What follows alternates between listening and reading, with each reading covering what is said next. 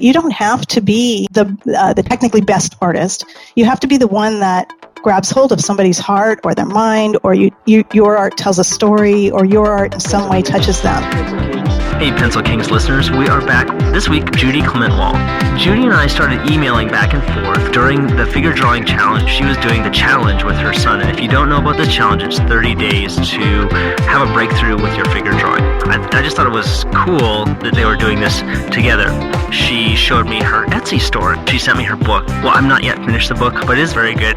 So welcome to the call, Judy. Could you give people just a 1 or 2 minute introduction about what you do and what you're working on these days, and then we'll dive into where you started. Okay. I guess I'm a writer. I was a writer first, and then during the time that I wrote that, it's really not a book that's too big. It's a collection of essays that I wrote that I sent to you. So it's like an ebook, I guess.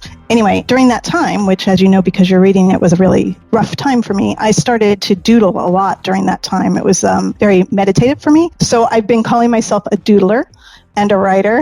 And now what I'm doing is, I guess, more than doodling, but I never know quite what to call myself. So we'll just go with writer and doodler. I like that. I love doodler because it feels like there's not a lot of personal expectation. It sounds like a doodler has a lot more fun than an illustrator. I would put money on that statement. And just to fill people in, the book that you wrote, what was it exactly again? I called it The Year of Loving Fearlessly. And I have a blog now. I had a different blog then, but it's really more or less the same. The only thing that really changed was that I added all the art stuff that I'm doing now, and I also called it by my own name. But during that time, I had a blog, and so I invited bloggers to all join me on this year of loving fearlessly. And it was, I was going through a really difficult time, and I felt like I needed to believe that you could just decide, I'm going to put more love out there in the world and good things will come of that. And because I knew that, for me, I have to sort of make an announcement, because then I have accountability, right? Everybody's expecting me to do this thing. And I gave myself assignments every month for a year. So there would be like, February, I remember that being the year of hug somebody every day. And, even though there's only 28 days in February, that was a few more people than I could comfortably hug. So I had to hug a lot of strangers.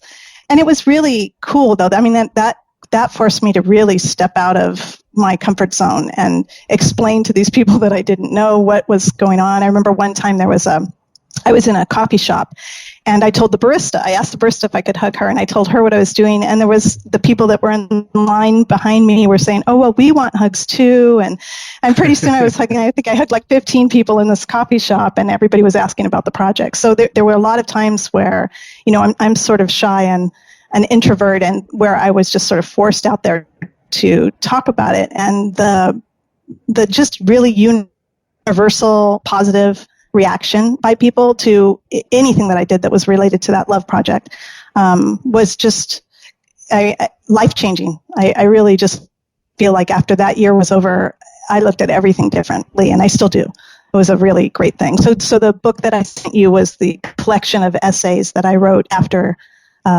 going through that year to sort of give my readership something to commemorate the event, but also to sort of process it. It was helpful to me to go through that and really think about what did I get out of that year. Yeah, it's just amazing. And I think, like, for me, why it was hard was just like I've had some very hard emotional times, and it just, while you're reading it brings up a lot of feelings. So it wasn't anything about the writing style or anything like that. It is extremely interesting. I think there was a story about a woman who had cancer that you were in touch with, and that's when I'm kind of like, I was reading it and I remember I was at a Vietnamese restaurant eating pho. And I'm like, I'm going to start crying if I keep reading this. And maybe that's a good thing. Like, maybe it's fine to be okay in crying, but I'd rather not overly salt my pho, and I would rather cry, at home if I'm going to cry. But I love the project. And, just while you were speaking there, I wonder if somebody did a year of drawing fearlessly, or maybe that's, something that had come out of, if you're loving fearlessly, then you're basically living fearlessly. So that comes through in many different ways.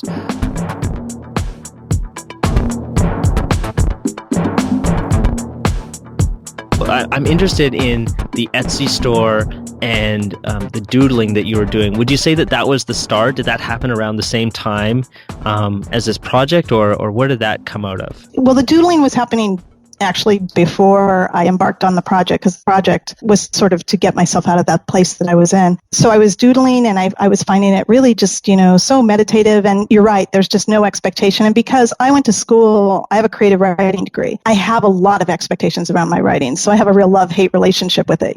I expect that I can do what I sat down to do. But when I first started doodling, and then whatever came after doodling, the more the drawing and painting and stuff, I didn't have any expectation. If what I drew looked like the thing that I sat down to draw, even remotely, I was just ecstatic. Does this look like a cat to you? And if they said yes, I was really, really happy. And that is fun, and it's freeing. And when you were just talking about a year of drawing fearlessly, or a year of fearless art or whatever, I think what would be really fun for that is to try a bunch of art forms that aren't familiar for you, or mediums, or if you normally paint, then try collage, or a bunch of stuff that you don't have those expectations of yourself, where you can just go, I'm a beginner and it's okay. This is good. This can suck, and it will still be okay because I'm playing. And that's what the doodling was. And now that I've been at it for a while, and now that there's a store, and now that I'm starting to get commission jobs, it's still fun. It's still fun in a way that writing's not fun, but it's not quite as carefree as that time when I was just, doing it for the meditative process. So I think I love your idea. Like, I may steal your idea and do a year of drawing fearlessly to sort of push myself into that fun place again, where I'm doing things that I haven't ever done before. So how can I possibly expect myself to be good? That's definitely a great headspace to be in. I've seen it time and time again, people thinking that they're not good enough. They're not far enough down the path, put anything out there. It's like, I could never put my work out there. I'm not good enough. I'm just going to put my head down and keep practicing. And it's like, man, when are you going to be good enough? When is that magical, art fairy going to come down from the clouds and touch you on the head with her little art wand and say like, okay, now today's the day, buddy. Put your work out. Somebody's going to love it. It's like, it doesn't really happen that way. And for you to just like go, I have so much respect for that, because I know that a lot of people are paralyzed, and you just kept going. And I think that there was no expectation there. You just put stuff out and then put more stuff out. Is that how it worked? Yeah, that's exactly how it worked. And I wonder, now that you're saying it, I've never thought about this before, but I wonder if the fact that I did go to school for writing, and whenever you get a writing degree, there's a ton of workshops that you have to go through, and workshops are brutal, and writers are brutal. And, they're not happy if they don't find everything that's wrong with your story. And not just that, once you get out of it and you're submitting to editors and literary magazines and websites and all the places that writers submit to, rejection becomes a part of the process. Well, I think that's sort of breaking down now a little bit in the publishing industry. I also think it's breaking down a little in the art world, which is great for someone like me who's just starting out and everything's new, and there are so many ways for me to put my work out there directly, and it's scary, but it's the same thing that I was doing with my writing for a long time, and it's not to editors. When you put something up on Etsy, it sells or it doesn't sell, so it doesn't hurt so much. Nobody's, at least so far, nobody has taken the time to tell me I'm terrible and I need to go find a new day job. And when you post it, I have a decent-sized Facebook community, which I built because of the writing. People are very supportive. I haven't too much gotten any of the negative stuff, but I do get a lot of people being very supportive, so it's encouraging. Definitely. Thought it was a fair gamble. Either I'd find myself or get it out of my system. When you were first putting up your work on Etsy, what were you thinking when you put it up? Like, did you put up 20 pieces all at once? Did you just do like one at a time as you finished them?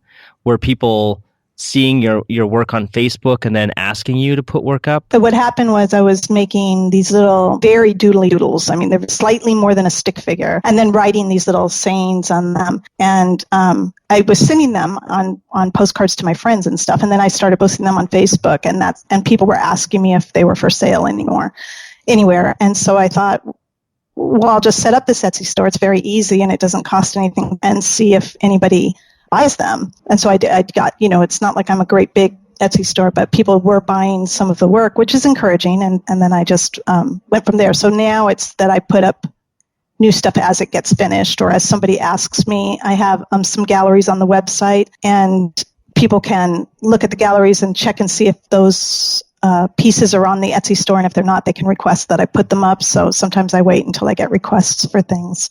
I love it. And I would encourage people, I know this is just an audio podcast, but can you throw your URL out for people listening? It just flashed in my head now how impressed I was at your website. It's beautiful and it's so well put together. Oh, okay. My website is judyclementwall.com. Yeah, JUDYCLEMENTWALL.com. Have a quick look while you're listening here, because there's I think it'll put everything into context. So you're starting to put your stuff up on Etsy, and then people are asking you, and you're selling some stuff. Then what? Did you keep doing more work on Etsy, or have you always approached it as a hobby? I'm so curious about artists selling their artwork and this sort of mental hurdle that we have to get past to, put our hand out and say, like, I would like to be paid for this thing. It's beautiful. Here you go. And the person likes it, and there's this exchange. There's two things: getting paid for your work and putting your work out there, that I know people listening to this are struggling with it. And if we can keep chipping away at this and giving people, like, peeling back the curtain a little bit and giving them insight into what it takes and what you have to do, then we're doing a great service for a lot of the people that listen. The wonderful thing about Etsy, first of all, is it is really easy. Anybody can set up a site on Etsy. And if you have any kind of a Facebook presence or a website or whatever, you can just sort of start directing people over. And what's nice about that is then you've already got people who are supporting you and who like you. Plus, Etsy's big, and so people find me because they're searching some, whatever, I want a watercolor crow, and they land on my site. So that it does give you a lot of visibility to get on there. And then I didn't really, it's funny because when I got onto Etsy, I started reading. Etsy has a blog, and I started reading Etsy's blog and reading posts by other artists who were putting their work out there. And it was so helpful to me because I remember reading one woman's blog post about her business, and she made their kitchen utensils, I guess, but they're kind of, they're shaped weirdly, like you'll have salad tongs that are shaped like buildings. They're neat. They're very different. I can't think of her name right now, but in her blog, she said that she just keeps creating. She keeps creating, and she puts stuff up there, and she never knows what will sell and what won't sell. And she says it's like throwing spaghetti against the wall, and you wait and you see what sticks. And I thought, that's what I want to be like, because that will encourage me to just keep making stuff.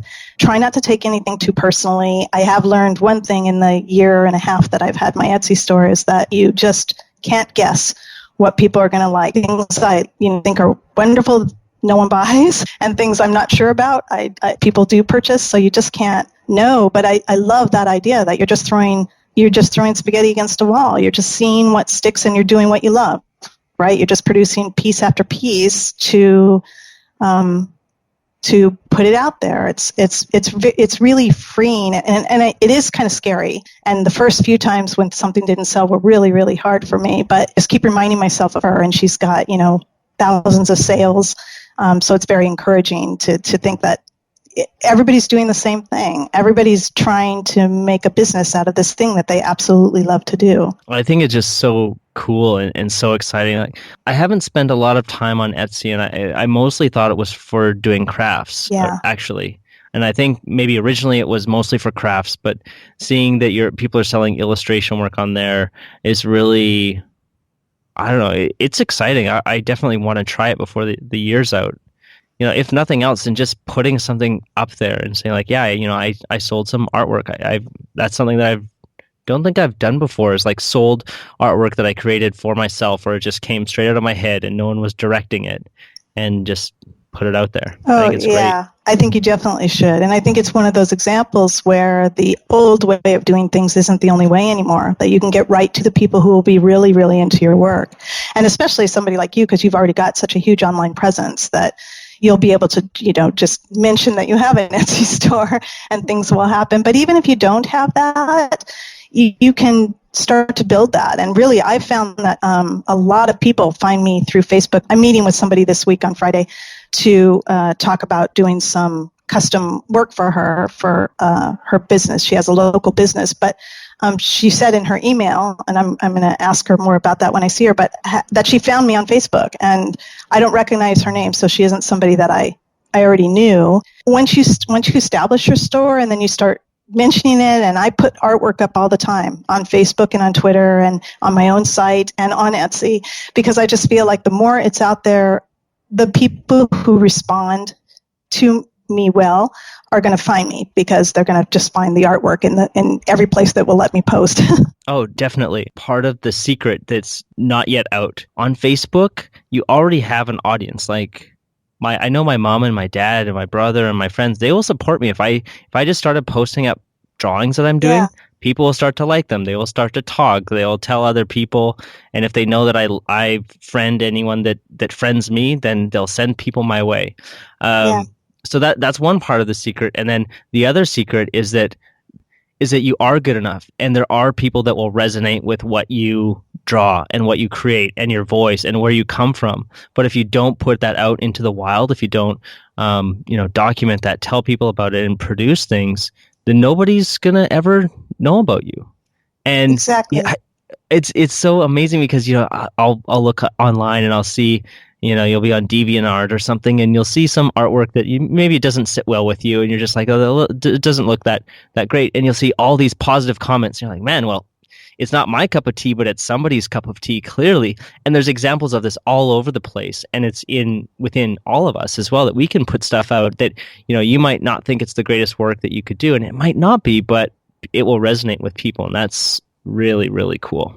Yeah, and I think that, we're not exceptions. I think that all of us, every artist I know, certainly every writer I know, has doubts, and especially if you're trying something new. This is, I'm painting and I usually draw, or I'm inking and I usually paint, or whatever it is, and you put it up there and you're really nervous, and then it's great to have those, because your Facebook people do like you. That's why they're your Facebook friends. So they...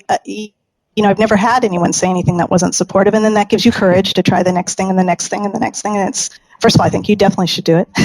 I mean, I think that's one of the safest places to go ahead and start putting your work up there and let people encourage you. I want to go back to one thing that you said before that I'm curious about, and you said it was quite hard when you had put up a few things that didn't sell. Can you tell us a little bit what that was like? And so as we start to put our work out, if we know that this pain is going to come, I think that it will be a little bit less for us. Yeah, it works the same in writing. When you get a rejection in writing, they almost always will say, the editor will write, just because we're passing on this doesn't mean that you should not shop it around. It may work for somebody else.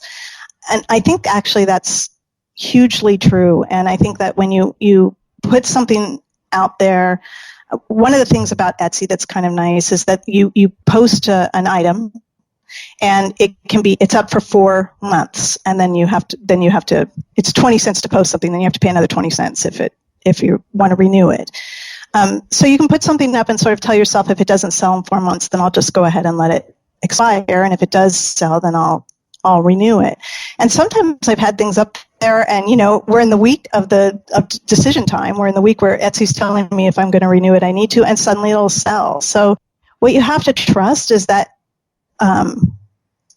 there will be people who resonate with your work, and you don't always, I tell my son, who, as you know, Mitch, is going to art school, I tell him this all the time, is that you don't have to be the technically best artist. You have to be the one that grabs hold of somebody's heart or their mind, or your art tells a story, or your art in some way touches them. And that's not always necessarily the person who is technically best, if we can even have a technically best in such a subjective field. It's about something else. It's about the story you tell. It's about the feelings that you convey. It's about the heart that you touch, and you can't know. You as the artist, you can't know. So I think you just pour yourself into everything and trust that the people who are going to respond to it will find you. Well, don't totally just trust that, because you also have to make noise, and you have to be brave, and you have to tell people that you're doing this, because if you just open your Etsy store and you don't tell anybody, nobody knows that it's there. So you have to be brave too. I have something more. Something none of your dry as dust professors and routine-ridden doctors have. Love, devotion, passion. Where you're at right now, everything came from being a writer, but it was that year of loving fearlessly that sort of changed everything and started you off on the path that you're on right now. for somebody that's because I can feel the fear right now. Like I can feel it in the back of my neck and the back of my shoulders about putting my artwork out there. And I know it's terrible to say, but I'm just trying to be honest so that, if you're feeling the fear too about putting your artwork out, it's fine. But when you started on that year of loving fiercely and you needed to be brave, what was the first step? Was it a Facebook post? Was it, a call to a friend? What did you do to get the ball rolling aside from mentally committing? Because I think a lot of us, we can mentally commit to something and say we're going to take action, but it's the actual tangible, real action in the real world that's that first step that I'm looking for. Yeah. Well, for the year of loving fearlessly, actually, I wrote an essay about the actual start of all of this. But I was talking to a friend, a Canadian friend actually, on the phone, and we were. He's kind of cynical by nature, and he's restless and dissatisfied. So to tell this friend that I'm thinking about, a year of spreading love and loving fearlessly, and this really Pollyanna-esque statement that I was making, I remember telling him and thinking, this is it. If I can tell him, that's the beginning, and then the next thing is that I'm gonna blog that this is about to happen. And I did, and I told him, and his reaction was nothing like I thought it would be. He was like, this is a great idea, and from your action, whole love tsunamis will come. And he was hugely supportive. I mean, probably one of my friends who I thought would be maybe the least, only because he's a little more cynical than I am. But he was very encouraging. And then the next thing I did was do the blog post, because I do think that even if you don't have a blog, I do think that if we put ourselves into positions where somebody else is going to hold us accountable, where our not doing the thing that we said we were going to do will be noticeable to somebody else, especially, I think, somebody who cares, somebody who wants you to evolve and do the next thing. I think if you put it out there to them, then you're more driven, or at least for me, this is how it works for me. I'm more driven to come through and to do this thing that I said I was going to do. So, so the next thing I did was write this blog post about how I'm going to do this, and why don't you all do it with me? And here's the layout for the year and what we'll be doing each month. And, every week I blogged about what happened, and I invited people to tell me their stories. And there were quite a few people who did that year with me, and in the comments section that they would write to me. And I got a lot of emails from people who weren't brave enough to write their comments on the blog. So there were a lot of people who joined with me that year. And you're right, it was the start of everything. I think it was the start of even my being brave enough to put artwork out. Yeah, it's just such an amazing thing. As soon as you told me the title, it made sense. And I was like, I need to know more about what the story is behind this. To finish off the podcast here, let's talk about some of the projects you're working on and that are going to be coming out a little bit in the future. I know you've got one big one that sounded really interesting. Yeah, I've got one big one that's from a friend of mine who's a writer, wrote a collection of vignettes, I guess, and then all together it makes this little children's story book. And he sent them to me and asked me if I would be interested in doodling them.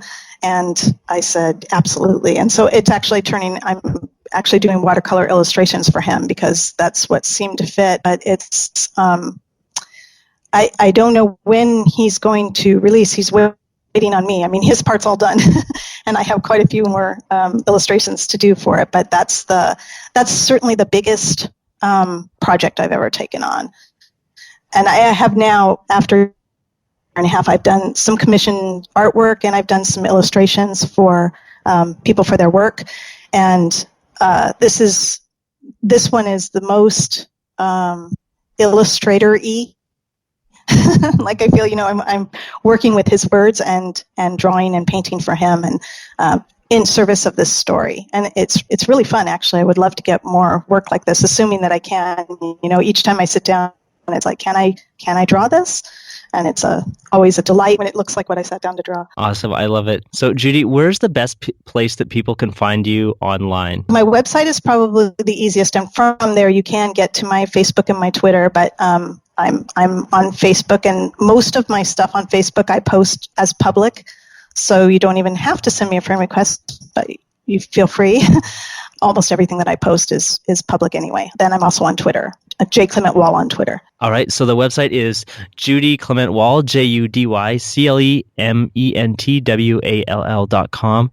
And we'll also have show notes on Pencil Kings as well. So that'll be pencilkings.com/Judy-Clement-Wall. Links to Judy's website, other goodies that we dig up when we go back and review this. So thank you so much, Judy, for being on the call. I feel odd. Like I was smiling so much, but I feel like you just dared me. Oh, you just dared me to totally put up my artwork. Mitch. And now, I'm a little bit scared, but if somebody's listening and you feel the urge to create something, drop me a line and we'll do this together if I haven't done it yet, because I will. Before the end of the year, I'll get something out. I'll take the plunge. And so thank you so much for inspiring me, and I hope it's been great for the listeners. And I wish you all the success in the world with your writing and your new children's book and your doodles. I love it, doodling. Thanks, Judy. Thank you, Mitch.